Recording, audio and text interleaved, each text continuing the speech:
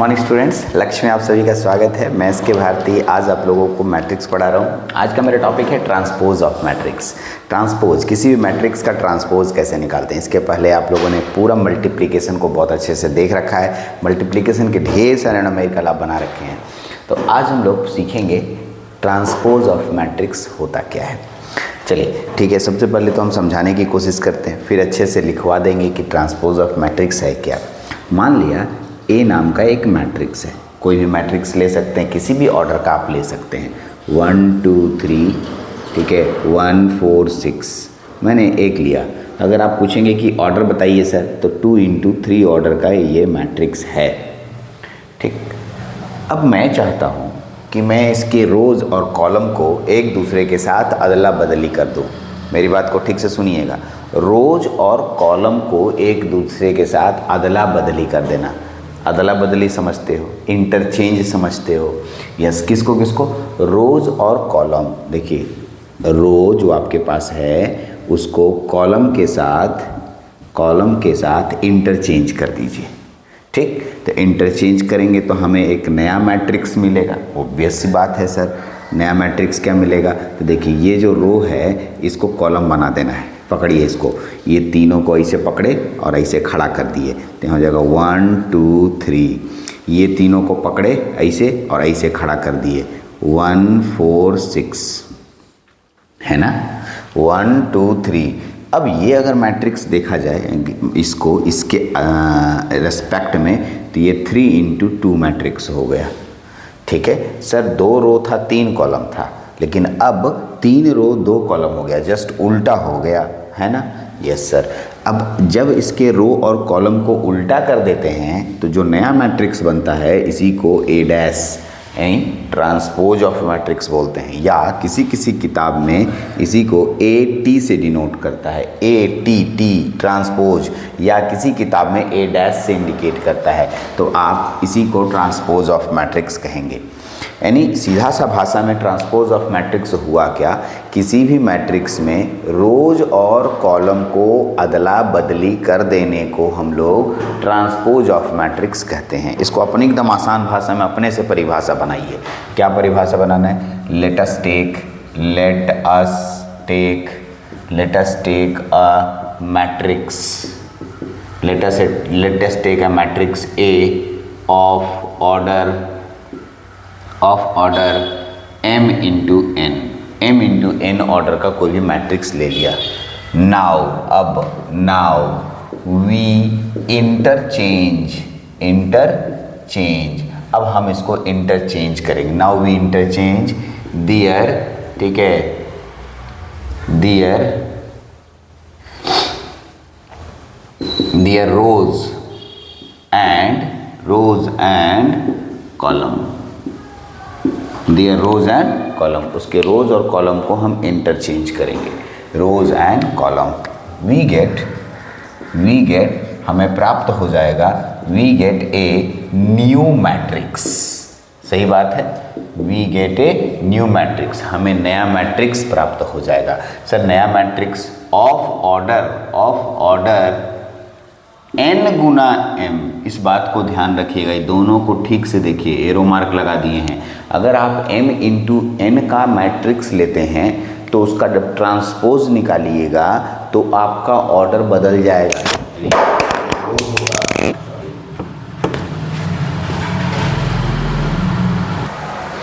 Mic गिर गया था, सॉरी। तो जो आप मान लिया कि एक मैट्रिक्स ए लेते हैं और वो m × n ऑर्डर का है, तो अब जब उसका ट्रांसपोज निकालिएगा तो आपका ऑर्डर हो जाएगा n × m मैट्रिक्स का हो जाएगा। हाँ, तो ये बहुत इम्पॉर्टेंट पॉइंट है। ठीक है, यानी ट्रांसपोज निकालने पे रोज और कॉलम इंटरचेंज हो जाते हैं। ठीक सर, एक दो एग्जाम्पल देते तो अच्छा होता, यही एग्जाम्पल है, बट हम फिर से फ्रेश एग्जाम्पल आपको देना चाहते हैं। ठीक है, इस एग्जाम्पल से अच्छा होगा एक फ्रेश एग्जाम्पल लीजिए। ठीक, मान लिया कि मेरे पास ए नाम का एक मैट्रिक्स है। ठीक है, A B C D E F, कोई भी मैट्रिक्स किसी भी ऑर्डर का आप ले सकते हैं। ये मैट्रिक्स है 2 इंटू 3 ऑर्डर का, यदि मैं ठीक है ट्रांसपोज निकालना चाहता हूँ, ट्रांसपोज ऑफ ए, या इसी को हम ए डैश बोलेंगे या इसी को हम ए टी बोलेंगे, तीनों शब्दों का इस्तेमाल आप कर सकते हैं। तो अब मान लिया ए टी निकाल रहे हैं, तो करना क्या है, इसका जो रो होगा वो कॉलम बना देना है। ये रो है ना, हाँ इसको पकड़िए सर और ऐसे रख दीजिए, देखिए ऐसे ऐसे, यहाँ हो गया ए बी सी, और इसको पकड़ेंगे यहाँ ऐसे ला देंगे डी ई एफ। आपके पास कितना ऑर्डर का हो गया, अब देखिए इसमें 1 2 3 रो हो गए और 1 2 कॉलम हुए, 3 इंटू 2 ऑर्डर का हो गया। तो ये इसका ट्रांसपोज कहलाता है। ठीक, इम्पॉर्टेंट पॉइंट है। अगर मेरे पास कोई एक मैट्रिक्स है और उस मैट्रिक्स के रोज और कॉलम को हम लोग इंटरचेंज कर देते हैं, ठीक है, तो हम लोगों को एक नया मैट्रिक्स मिलता है, नया मैट्रिक्स प्राप्त हो जाता है। वो नया जो मैट्रिक्स प्राप्त होता है उसे ट्रांसपोज ऑफ मैट्रिक्स कहते हैं। इसमें ऑर्डर बदल जाता है, रो कॉलम बन जाता है और कॉलम रो बन जाता है। यहाँ तक तो आप देख लिए। चलिए तो आगे बढ़ते हैं हम लोग next.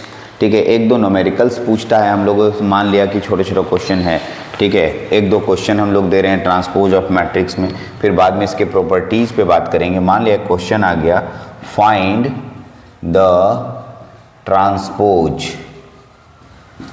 Find the transpose of following matrix, find the transpose of following matrix.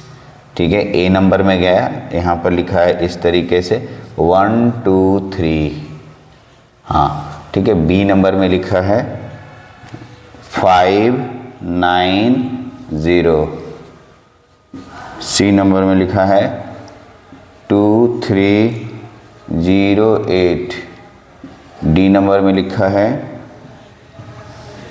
5 8 -7 6 2 3 -1 0। ये हमारे पास 4 क्वेश्चन है, चारों का ट्रांसपोज आपको निकालना है ना। चलिए एक एक करके हम चारों का ट्रांसपोज आपके सामने निकाल रहे हैं। इसका ट्रांसपोज यहीं पर निकाल देते हैं, यानी हम लोग मान लिया कि इसको ए मैट्रिक्स मानते हैं, तो A of T is equal to, अगर हम बोलें तो ये जो रो है ये सीधा कॉलम बन जाएगा, ऐसा है ना, ऐसे बन जाएगा 1 2 3 बन गया। इसका बनाने जाते हैं, इसको भी अगर ए टी मानते हैं नया मैट्रिक्स, तो हमारा ये जो लाइन है ये ऐसे बन जाएगा 5 9 0। ठीक है, अब देखिए इसमें आइए, इसका अगर हम लोग ट्रांसपोज निकालेंगे तो A T is equal to क्या हो जाएगा। अब देखिएगा, देखिए ये जो मेरे पास रो है ये रो है, ठीक है, इसको कॉलम बना देना है, ठीक है, ये हो गया 2 3, ठीक है, और ये जो रो है इसको भी कॉलम बना देना है 0 8, ठीक है, और ऑर्डर ये हो गया, ठीक है, ऑर्डर बाद में लिख लेंगे एक ही बार।